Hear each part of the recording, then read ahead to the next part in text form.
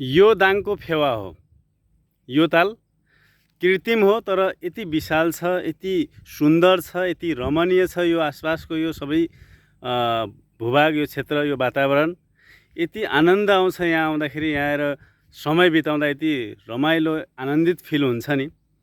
यो फेवाभन्दा कम छैन, अझ फेवाभन्दा दोब्बर बढी राम्रो छ।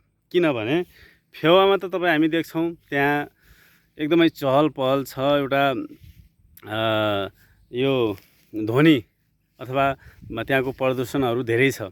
तर यहाँ कुनै प्रदूषण पनि छैन, कुनै ध्वनि प्रदूषण पनि छैन, अन्य प्रदूषण पनि छैन। एकदमै गाउँको सफा ठाउँमा, कञ्चन ठाउँमा रहेको यो यति राम्रो ठाउँ छ।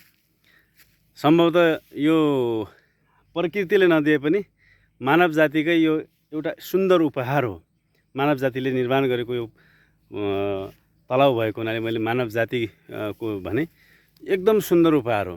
त्यसैले यहाँ चाहिँ ठ्याक्कै हेर्दाखेरि बनेका कृत्रिम कुराहरू केही छैनन्, सबै प्राकृतिक कुराहरू छन्। प्राकृतिक कुराहरूमा पनि यति सुन्दर छ। म अहिले मध्याहको समयमा छु, दिउँसो। यति बेला गर्मी भइरहेको छ र पनि कति सुन्दर देखिएको छ। बेलुका बिहान आएर यहाँ हेर्ने हो भने त यति राम्रो देखिन्छ। आहा, मन आनन्दित हुन्छ।